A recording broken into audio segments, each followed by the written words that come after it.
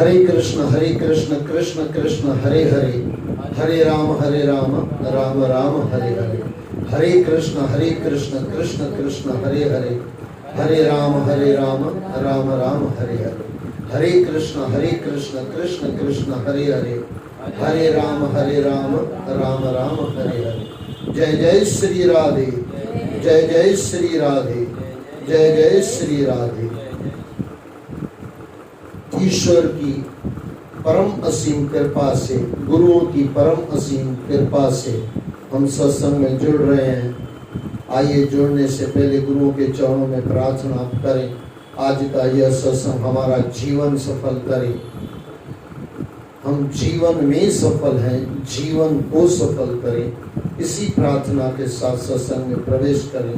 फिर से एक बार जय श्री कृष्ण, जय श्री कृष्ण, जय श्री कृष्ण। श्रीमद् भागवत महापुराण सिकंद पहला अध्याय 16। परीक्षित की दिग्विजय तथा धर्म और पृथ्वी का संवाद। परीक्षित की दिग्विजय तथा धर्म और पृथ्वी का संवाद। सूत जी कहते हैं, ऋषिवर, हे ऋषिवर, पांडवों के स्वर्गवासी हो जाने के बाद भगवान श्री कृष्ण के भक्त राजा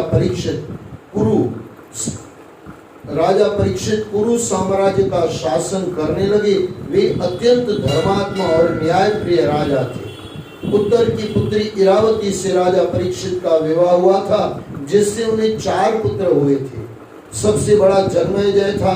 कृपाचार्य को आचार्य बनाकर राजा परीक्षित ने गंगा तट पर 3 बार अश्वमेध यज्ञ किए थे और ब्राह्मणों को प्रचुर दान दिया था। एक बार दिग्विजय के समय राजा परीक्षित ने देखा कि कलयुग शूद्र का रूप धारण करके एक गाय और बैल के जोड़े को लात घूसों से मार रहा था। तब उन्होंने उसे बुलाकर भारी दंड दिया। शौनक ऋषियों ने पूछा, सूत जी, महाराज परीक्षित ने कलयुग को दंड देकर क्यों छोड़ दिया? कलयुग को दंड देकर क्यों छोड़ दिया? उसे तभी मार क्यों नहीं डाला? गाय को लात मारने वाला वह नीच ही था। उसके काल में मनुष्य का जीवन अल्प है, उसके काल में मनुष्य का जीवन अल्प है, फिर भी वह मोक्ष की कामना करता है। मृत्यु के भय से ग्रासित इस युग में भगवान की अमृतमयी लीला का श्रवण करके वह अपना उद्धार कर सके, कुछ ऐसा सुनाइए, अन्यथा जीवन व्यर्थ ही जा रहा है। सूत जी ने कहा, शौनक जी, जिस समय राजा परीक्षित की सेना दिग्विजय करती हुई अपने कुरु जंगाल देश वापस पहुंची तो उन्होंने सुना कि उनके देश में सुरक्षित सेना के होते हुए भी कलयुग का प्रवेश हो गया है। वे तत्काल अपने श्याम वर्ण के अश्व पर सवार हो तथा अस्त्र शस्त्र लेकर उससे युद्ध करने के लिए निकल पड़े। एक विशाल चतुरंगी सेना उसके पीछे पीछे चल रही थी। प्रदेश में इधर उधर घूमते हुए श्री कृष्ण का यशोगान उन्हें सुनाई देने लगा। पांडवों की कीर्ति तथा उसके पारस्परिक प्रेम की चर्चा भी स्थान स्थान पर सुनाई पड़ती थी। इससे उसका मन प्रसन्न उठा। जगह जगह से लोग उपहार देने के लिए उन्हें निकट आते थे। जगह जगह से लोग उन्हें उपहार देने के लिए उनके निकट आते थे और वे सबसे प्रेम से स्वीकार कर लेते थे। एक दिन अपने शिविर के पास उन्होंने देखा कि एक बैल एक पैर से इधर उधर घूम रहा है और पास में ही एक बैल एक पैर से इधर उधर घूम रहा है और पास में ही एक गाय खड़ी होकर उसे निहार रही है। पुत्र की दशा देखकर गाय की आंखों में अश्रु झर रहे हैं, यानी रो रही है। बैल ने गाय से पूछा, हे कल्याणी, तुम अश्रु क्यों बहा रही हो? तुम्हें क्या दुख है? कहीं तुम्हें मेरे इन टूटे हुए 3 पैरों को देखकर तो दुखी नहीं हो रही हो? कहीं तुम मेरे इन टूटे हुए 3 पैरों को देखकर तो दुखी नहीं हो रही हो? इसके अतिरिक्त कोई अन्य कारण हो तो कहो। ऐसा लगता है कि बड़े बड़े बलवानों को भी पराजित कर देने वाला काल तुम्हारे सौभाग्य को छीनने आ पहुंचा है। क्या बात है, अपने दुख का कारण मुझे बताओ। गाय बोली, हे पुत्र, मैं जानती हूँ कि तुम बैल के रूप में अपाहिज होकर चलने वाले धर्म हो, मैं भी गाय के रूप में पृथ्वी हूँ। जिस भगवान गोपाल श्री कृष्ण के सहारे तुम पृथ्वी पर अपने चारों पैरों से विचरण करते थे और जन जीवन में सत्य, दया, क्षमा, पवित्रता, त्याग, संतोष, सरलता, शांति, शक्ति, वैराग्य, साधना, ममता, सहनशीलता, संयम, विवेक, ज्ञान, ऐश्वर्य, वीरता, तेज, स्मृति, स्वाधीनता, धैर्य, कोमलता, निर्भीकता, विनय, शील, साहस, उत्साह, सौभाग्य, गांभीर्य, स्थिरता, आस्तिकता, कीर्ति, गौरव और अहंकार विहीनता के गुणों को व्यापक रूप से फैलाया करते थे और एक पल के लिए भी अपने कर्तव्य से विलग नहीं होते थे।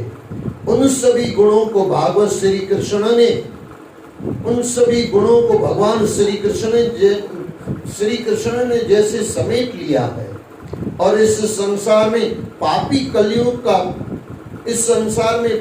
कलयुग का प्रवेश हो गया है। इसी कारण मुझे गहरा दुख हो रहा है।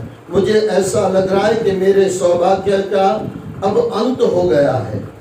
गोपाल श्री कृष्ण ने मुझे अभागिन की बाती छोड़ दिया है। उनका विरह मेरे दुख का कारण है। राजा परीक्षित एक और खड़े होकर गाय रूपी पृथ्वी और बैल रूपी धर्म का वार्तालाप सुनने लगे।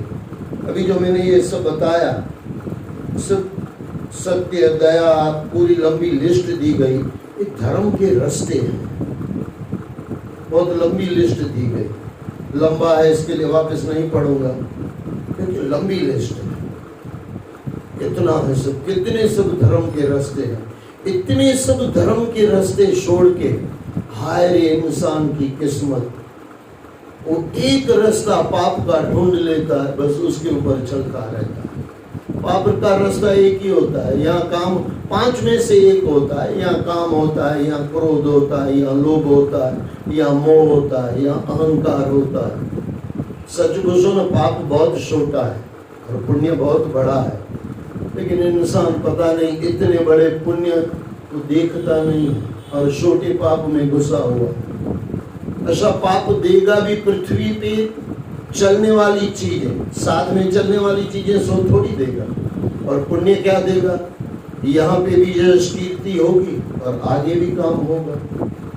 लेकिन शायद इंसान को, शायद इसको ही कलयुग कहा गया। वैसे कलयुग आएगा, कलयुग में सबसे बढ़िया क्या है पता है? मिनटों में परमात्मा को राजी कर सकते हो। एक घड़ी, आधी में पुनाद 6 मिनट। लेकिन शर्त ये है, पूरा डूब 6 मिनट में परमात्मा को याद करके, उसका नाम स्मरण करके परमात्मा को धीरे धीरे इस रास्ते चलते परमात्मा को पा सकते हैं। लेकिन 6 मिनट भी इंसान का निकलता नहीं। यहाँ तो मोबाइल में 3-4 घंटे निकलता है, टीवी में 3-4 घंटे निकलता है, 10-12 घंटे सोने में निकलते हैं और 10-12 घंटे कमाने में निकलते हैं। लेकिन इंसान शायद इसके लिए बदनसीब है, समझता नहीं है, समझ के भी ना समझता है। समझ तो सब है ना, लेकिन फिर भी नहीं समझता।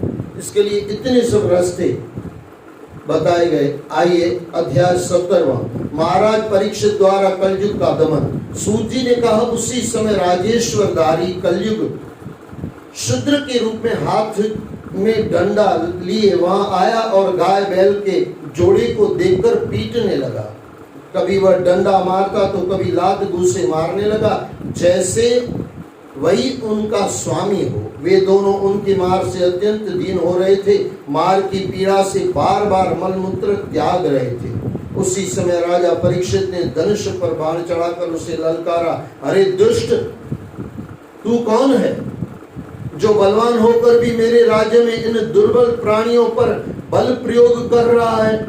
जो बलवान होकर भी मेरे राज्य में इन दुर्बल प्राणियों का बल प्रयोग प्राणियों पर बल प्रयोग कर रहा है। इसका अर्थ क्या निकलता है मालूम है? बलवान को दीनहीनों की रक्षा करनी चाहिए, लेकिन यहां तुझे बल है, उल्टा तू ही मार रहा है, तो बचाएगा कौन? बचाने वाला अगर मारने आए तो परीक्षित के कहने का मतलब ये है, राजा परीक्षित ये कहना चाहते हैं तू तो इनका रक्षक होना चाहिए और तू ही भक्षक बन के बैठा हुआ है, तू ही मार रहा है। जो बलवान होकर भी मेरे राज्य में इन दुर्बल प्राणियों पर बल प्रयोग कर रहा है। देखो आ गया वही बात, तेरी वेशभूषा तो राजा जैसी है पर तेरे कर्म शूद्रों जैसे हैं। आज दादा श्री अर्जुन और भगवान श्री कृष्ण नहीं है तो क्या हुआ? निरपराधों पर प्रहार करने वाले को इस साम्राज्य का स्वामी परीक्षित अपराधी मानता है, अतः तू वध करने योग्य है। राजा की ललकार सुनकर कलयुग ठहर गया और राजा की ओर निर्भीकता से देखने लगा, क्योंकि उसका टर्न था। तभी राजा ने बैल रूपी धर्म से पूछा, हे श्वेत वर्णी, 3 पैरों के टूटने पर भी आप एक पैर से चलते फिरते हैं, यह देखकर मुझे बड़ा कष्ट हो रहा है। एक पैर से भी धर्म चल सकता है, ये बैल नहीं है, ये धर्म है। थोड़ा भी हमारे जीवन में धर्म हो जाए ना, उसका मतलब यही है, एक भी अगर नियम आ जाए ना तो हमारा धर्म चालू हो जाए। लेकिन एक भी नियम, हमारे पापों में तो 50 नियम होते हैं और धर्म में एक भी नियम नहीं। हे श्वेतवाणी, 3 पैरों के टूटने पर भी आप एक पैर से चलते फिरते हैं, ये देखकर मुझे बड़ा कष्ट हो रहा है। आप बैल के रूप में कौन है? आप यह न समझिए कि भूमंडल से कुरुवंशी नरपतियों का बाहुबल नष्ट हो गया है, वह अभी भी सुरक्षित है। हे धेनु पुत्र, आप शोक न करें, इस शूद्र से आप निर्भय हो जाएं। गौ माता को कष्ट देने वालों को मैं भयानक दंड देने वाला हूँ। जिस राज्य में दुष्टों के उपद्रव से वहां की प्रजा दुखी और त्रस्त रहती है, उस राज्य के राजा की कीर्ति, आयु, ऐश्वर्य और परलोक शीघ्र नष्ट हो जाते हैं। लेकिन ये राजा तक सीमित मत रखो, अपने परिवार में भी अगर आप बड़े हो तो आप राजा हो। जो ना अपने बेटे को बोलते हैं मेरा राजा बेटा, तो राजा बेटा का बाप भी तो राजा ही हुआ ना। उसी अर्थ में ये थोड़ा सुन लेना, अगर आपके परिवार में ये हो रहा है, क्या हो रहा है? जिस राज्य में, अब आप समझो, जिस घर में दुष्टों के उपद्रव से वहां की प्रजा दुखी, आपका परिवार दुखी हो रहा है और आप मस्ती से चल रहे हो, अपने पापों में मस्त हो, तो समझना आप घर के राजा हो और आपके जीवन में क्या होगा? प्रजा दुखी और त्रस्त रहती है, यानी कुटुंब दुखी त्रस्त रहता है। उस राज्य के राजा की कीर्ति, यानी उस घर के बड़ों की कीर्ति, आयु, ऐश्वर्य और परलोक शीघ्र नष्ट हो जाते हैं। परलोक भी बिगड़ जाता है, लोक भी बिगड़ जाता है। राजा का परम धर्म जनता का दुख दूर करना है और दुष्टों का संहार करना है, अतः मैं इसे मार डालूंगा। जो उदंड व्यक्ति निरापराध और निरीह प्राणियों को दुखी करता है, वह चाहे साक्षात देवता ही क्यों न हो, मैं बाजूबंद से विभूषित उसकी भुजा को काट डालूंगा। बिना किसी आपत्तिकालीन के मर्यादा का उल्लंघन करने वाले को दंड देना राजा का परम कर्तव्य है। बैल रूपी धर्म ने कहा, राजन, आप महाराजा पांडु के वंशज हैं, आपका प्राणियों को इस प्रकार अभयदान देना आपके कुल की परंपरा के अनुसार ही है। जिसके सारथी भगवान श्री कृष्ण रहे हो, वे पांडव सदैव धर्म के रक्षक रहे हैं। जो लोग परमात्मा से अपने आप को अलग नहीं मानते, वे कभी दुखी नहीं होते। सुन लो ये वापस, जो लोग परमात्मा से अपने आप को अलग नहीं मानते, वे कभी दुखी नहीं होते। आपको दुख है समझना, आप परमात्मा को आपने दूर समझ लिया, इसके लिए दुखी है। कुछ लोग कर्म को, कुछ भाग्य को, कुछ स्वभाव को और कुछ परमात्मा को ही दुख का कारण मानते हैं। दुख को तर्क और वाणी से नहीं जाना जा सकता। जिस युग में सत्कर्मों का ह्रास होने लगता है, वहाँ धर्म भी अपने 3 पैरों को तुड़ा बैठता है। यानी जहाँ पे अधर्म चलता है, वहाँ 3 पैर धर्म के टूट जाते हैं। सूत जी बोले, शौनक जी, धर्म का ऐसा प्रवचन सुनकर राजा परीक्षित तत्काल समझ गए कि उनके सन्मुख साक्षात धर्म ही खड़ा है। शांत चित्त होकर राजा परीक्षित धर्म से कहा, धर्म का तत्व जानने वाले हे वृषभदेव, आप स्वयं धर्म होकर भी धर्म का उपदेश दे रहे हैं। हे धर्मदेव, सतयुग में आपके 4 चरण तप, पवित्रता, दया और सत्य सुरक्षित थे। इस काल में अधर्म के अंश गर्व, आसक्ति और मद से आपके 3 चरण नष्ट हो गए हैं। अब चेक कर लेना खुद को, अगर गर्व है यानी अभिमान है, आसक्ति है यानी मोह में फंसना है, परिवार में फंसे हुए हो, या मद यानी अभिमान है, अभिमान से आपके 3 चरण नष्ट हो गए। अब आपका एक ही चरण सत्य शेष है, उसी के बल पर आप चल फिर रहे हैं। असत्य के कारण यह अधर्मी कलयुग उसे भी ग्रास लेना चाहता है। यह गौ माता साक्षात पृथ्वी है। भगवान श्री कृष्ण ने दुष्टों और अधर्मियों का विनाश करा के इसका भार उतार दिया था, परंतु श्री कृष्ण के अभाव में अब फिर से यह पृथ्वी कलयुग की चपेट में आती जा रही है। अब तो शूद्र, नीच और दुष्ट लोग राजा का स्वांग भरकर इसका दोहन करेंगे।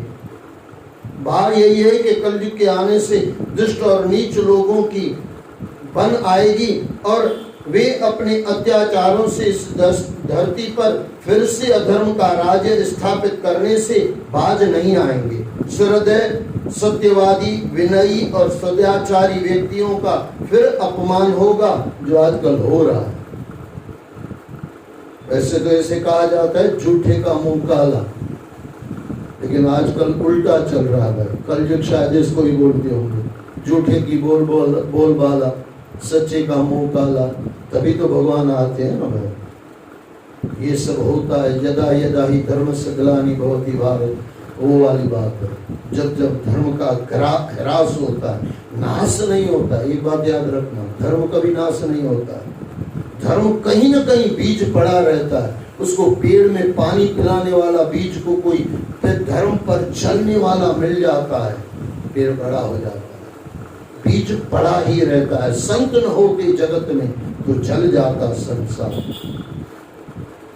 सहृदय, सत्यवादी, विनयी और सदाचारी व्यक्तियों का फिर अपमान होगा और दुष्ट लोग शासक बनकर उन पर मनमानी अत्याचार करेंगे। पवित्र बंधनों की डोर टूट जाएगी और पूरे समाज में भ्रष्टाचार सुरसा के मुख की तरफ फैल जाएगा। सूत जी बोले, ऐसा देख और सुनकर परीक्षित ने धर्म और पृथ्वी को सांत्वना दी और अधर्मी कलयुग को मारने के लिए अपनी तलवार उठाई। राजा को क्रोधित होते देखकर कलयुग ने अपने राजोचित चिन्ह उतार फेंके और गिड़गिड़ाते हुए अभयदान मांगने उनके चरणों में गिर पड़ा। अभी तक डर नहीं रहा था, क्योंकि परीक्षित ने अपना कुछ रूप नहीं दिखाया था। और तलवार हाथ में आई तो डरने लगा। परीक्षित तो दीनवस्त थे। उन्होंने जब कलयुग को अपने पैरों में पड़े गिड़गिड़ाते देखा तो उन्हें अपनी तलवार म्यान में डाल ली और उससे कहा, हे दुष्ट, जब तू मेरी शरण में आ ही गया है तो यशस्वी अर्जुन के वंश में उत्पन्न हुए किसी भी वीर से तुझे भयभीत नहीं होना चाहिए। शरण आया इसके लिए भयभीत नहीं होना चाहिए, क्योंकि शरण में आए हुए व्यक्ति की हत्या करना अधर्म और पाप कहलाता है। परंतु क्योंकि तू अधर्म फैलाता है, इसलिए तुझे मेरे राज्य में नहीं रहना चाहिए। तेरे यहाँ रहने से यहाँ के राजा और प्रजा दोनों के शरीर में लोभ, चोरी, झूठ, दंभ, दुष्टता, अधर्म, दरिद्रता, छल, कपट, कलह और अन्य कई प्रकार के पापों का उदय होने लगेगा। अगर पाप से बचना है तो ये चीजें याद रख लो, इससे दूर रहो।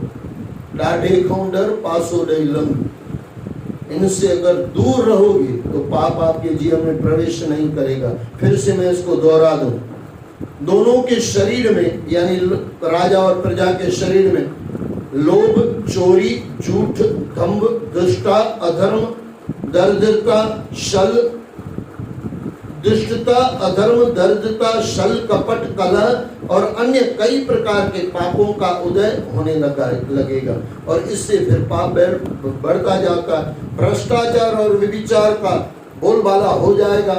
अतः तुझे एक क्षण के लिए भी यहाँ नहीं ठहरना है। मेरे इस राज्य में धर्म और सत्य का निवास है।